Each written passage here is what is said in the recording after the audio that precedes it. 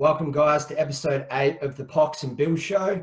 For those of you tuning in for the first time, typically we talk about lower grade cricketing legends, all the funny stuff you see at the second oval. Today we're going down a bit of a different path. We've got a pretty unique guest on for us. We've got Matty Richardson from the Richmond Football Club, who's going to tell us all about his cricketing career, some funny stories, some lowlights, some highlights. So everybody, welcome Richo.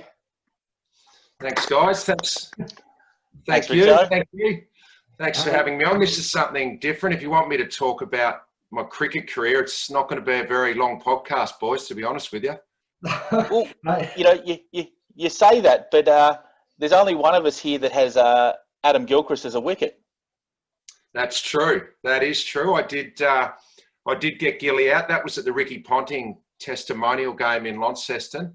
I was lucky enough to play in that a few years ago, and I did get Gilly out. It was going for 6. He was caught on the boundary line, but it's not a bad scalp, is it? Let's be honest. No, you got to take what you can get when you get it. But you've had a little bit of a history. Like I believe you played in Booney's tribute game back in about '96, I think it was. Yeah, I did. Look, I did love cricket. I did, like most young Aussie kids. I played footy in winter and cricket in summer. I grew up in a place called Devonport on the northwest coast of Tassie, and I played cricket up until about under 16s, and then footy sort of took over. I had decided to take footy seriously, so I love cricket though. So I was always a keen follower of the game, and growing up in Tassie in the late 80s, early 90s, when I was really watching cricket closely, David Boon was like a god down there. He was the man. So I got invited in 1996 to play in his testimonial game, and there were 2 games. There was one at the MCG and one at the NTCA ground in Launceston. And yeah, what a thrill that was. Some of the guys that played in that game, like Richard Hadley played, the late great Dean Jones was there. Alan Border, Ian Healy, all of those great Australians through that period. A few West Indians. Colin Croft played. Devon Malcolm, remember big Devon Malcolm from England? He played. Yeah, that was awesome. That was one of the great memories. Yeah, that's a few names. That's some big cricketers. Like that's pretty well the who's who. I remember after the game down in Launceston, we all went out for a few beers, and there was, I think, Tony Modra played, Shane Crawford played, Stephen Silvani played. So there were a few footballers that played. And after the game in Lonnie, we all went out for a few beers, but all of us footballers had to fly back to Melbourne early the next morning to go to training, pre-season training. So we were taking it easy on the drink. And then I remember we all sort of ducked off about midnight and went to bed. And the next morning we got up, got on the bus. A lot of the cricketers were flying back as well. They were all pretty seedy. And the bus was waiting for one person. There was one person that hadn't got on the bus, and we needed to get to the airport. And the person that hadn't rolled up to get on the bus was the great DK Lillee. And Dennis had a big night. So in the end, the bus said, we've got to go. So we went to the airport at Launceston. We're all sitting in the lounge. We're about to board the plane. And in burst Dennis Lillee. And he walked over to us footballers, and he looked at us and he goes, where did you blokes get to last night? And we just went, what do we say? What do we say? We're weak as piss. We left the great Dennis Lillee hanging at the nightclub. I reckon he got home about 5. The great DK. Oh, it's a different era. Those boys they went hard. I mean, we all know Booney's story of like 900 cans on the way over to London and stuff like that. It's just. It's very different, except for in the lower grades for us, and we still go just that hard, and it's fantastic. But did you get a chance? Like you obviously got Gilly in the Ponting game, and took a nice catch too out there, and some sliding fielding on the boundary. I dropped one as well. I remember on the plane on the way down to play in Ricky Ponting's game. Again, they had a few footballers playing in that game, and there was guys like Boomer Harvey played, and Jared Roughhead played, and I remember on the plane on the way down, we're all pretty nervous, because it was, Hayden and Gilchrist. It was a different era. It was that next generation of Aussie players. And on the plane, we're all going, we can't bowl. None of us can battle bowl very well. We're playing against, international greats here, test greats. So if we don't score a run, it doesn't matter. If we don't get a wicket, it doesn't matter. But at least if a catch comes our way, you want to hold that catch, right? So we're all talking about that. And so we get out there, I'm fielding it mid-on, and I reckon 3 balls into the innings, who does the first catch come towards me? I didn't even see it. It was Adam Gilchrist as again. So I made up for it by getting his wicket. But he hit it, and as he hit it, I thought, shit, that's coming to me. And I sort of paused for a second, then I realised, shit, it's here, and I just was that late on it, and I dropped it, and the crowd went up. So the one thing I didn't want to do that day was drop a catch, and I was the first bloke to drop one. It's always going to be the way.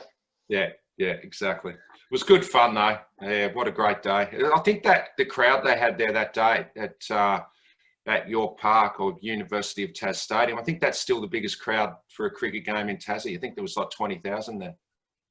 Yeah, nice. Yeah. It probably, I think the record is actually for the footies now. Richmond Hawthorn down there, I think was the record for 21,000. Which, funnily enough, I managed to make my way down to Launceston with a group of mates, and with a few delays on flights and stuff, we got in pretty late. We went into a bar in Launceston, and we walk in, and there's one bloke standing like 8 inches taller than everybody in there, trying to be incognito, just walking around, hand over his face, trying to have a beer. And being a large Tigers fan, I did Richo across the bar, and I've never seen someone try and hide so quickly. They're just ducking and diving and. Well, I probably wasn't meant to be there the night before a game, but I will just chuck this in. I wasn't playing the next day. No, you were injured. You were out at the time. But you stayed and you had a beer with us and whatnot. And we got to the back end of the night, and we're on our way out, and we're waiting for a cab, and sort of said, "Oh, Richo, do you need a lift back to wherever you're going?" Nah, I'm all good. And we're about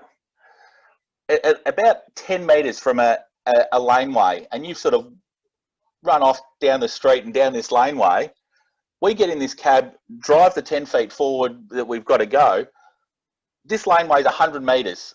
There's, shops either side of it. There's nowhere to go. You are gone. I have got no idea, to the point where the next day we woke up sober and going, did that actually happen? Did we have beers with Richo? And had no idea, but I'm glad we can confirm today that it did. I do remember that, and I was famous for my runners in the day. I could do a quick smoke bomb and get out of a joint, and that was obviously one of them. It was super impressive. Down this laneway, gone. Yeah, no, I do remember that night, and I think we'd had a little Richmond supporters group function earlier on in that night, and obviously had a few beers with all the Richmond supporters. And I probably should have gone back to the hotel after the function, but I did kick on, and that's where I bumped into you blokes. I was probably feeling a bit guilty. That's probably why I sprinted off down the laneway. Yeah, it was impressive. Well, that's enough on footy. What Bill and I really want to know about is some of your mates. A little bit on the footy. Some of your mates within the footy circles. It's time to throw a few of them under the bus. Either who's a big fish, little pond type operator, who's an absolute hack at cricket.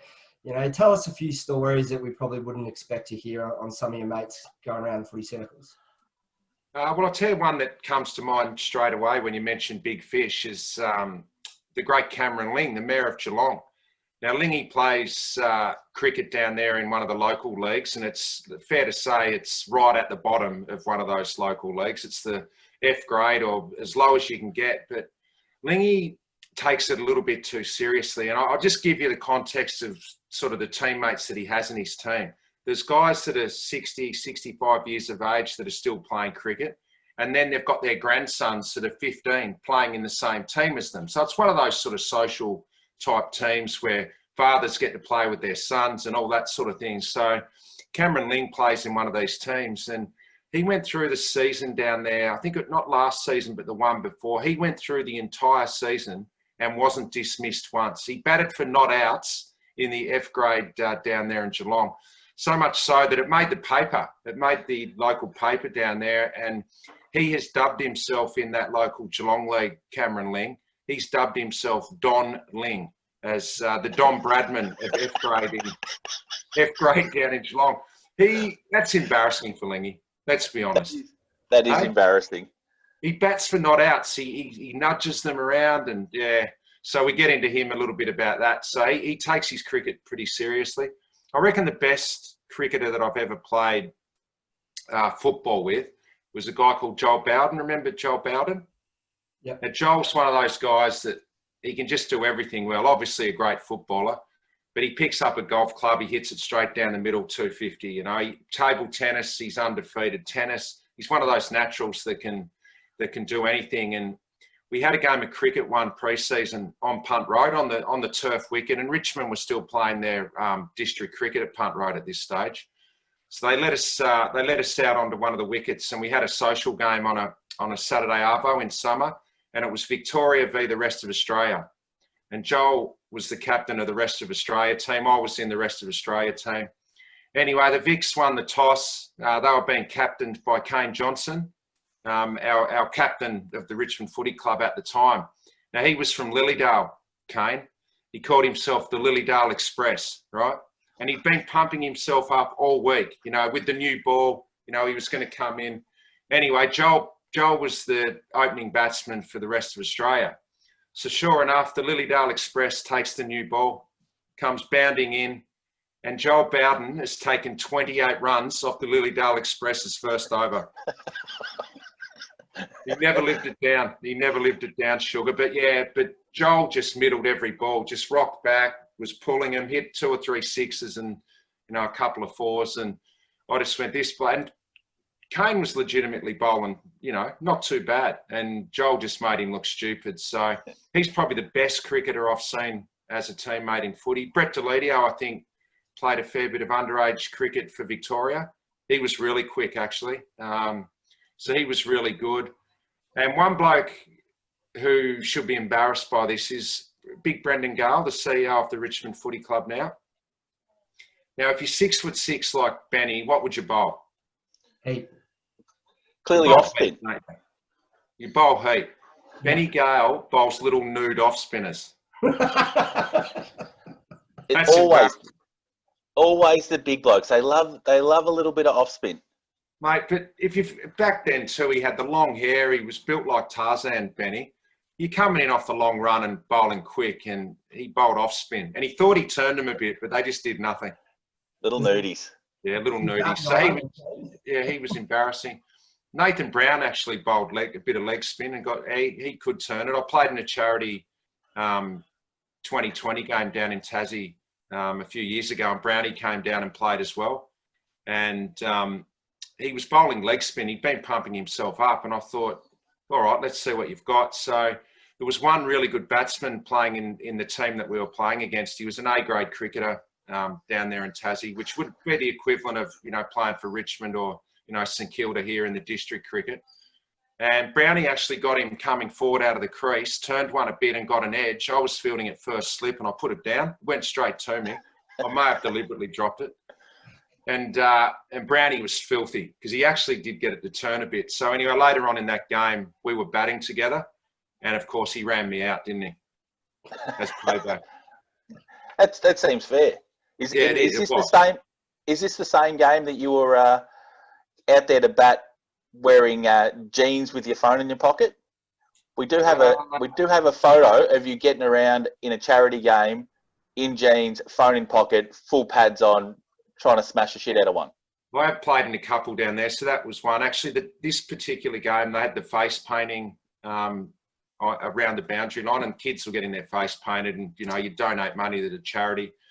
And the charity asked me to get my face painted. So I had my face painted like a tiger for the charity. And then they gave me the new ball, so I was coming in with the new ball with my face painted like a tiger. The bloke batting just couldn't help but piss himself as I was coming in. That was pretty funny. That isn't bad. You just became a father for the second time a few months back, and congratulations. Thank you. I've been lucky enough. I've taken the field in the lower grade cricket with my daughter. She's 18 later on in the year. Yeah. You're pretty hopeful of if not some local cricket, of course. Maybe a bit of father-daughter selection down the line with the two girls. Yeah, you never know. I mean, I don't know what the girls are going to be into at this stage because they're only young. They're only 3 and 4 months old. But yeah, I think it's great now with the AFLW and obviously with the cricketers the women cricketers going so well that there's real role models there for the girls to look up to. So yeah, whichever way they go, you just got to encourage it. But yeah, I'd love to see the girls run around for the Tigers one day. And I think there is a father-daughter rule there now. So yeah, you never know, it might happen. Yeah, Berkey just had his daughter drafted just in the last week or so, I think it was. Yeah, he did. Nathan Burke did. So yeah, I think it's fantastic. Yeah, so hopefully the girls are into sport. I don't know what they're into yet. Yeah, it's all right. You can always encourage. Yeah. No, so anyway, we'll see what happens. Yeah. I think just touching back on some of the earlier topics, I think there's a real opportunity to get Don Ling versus the Lilydale Express at some point in time. I would love to see you coordinate something where Lingy is found out for just being the big fish, little pond type operator that he is.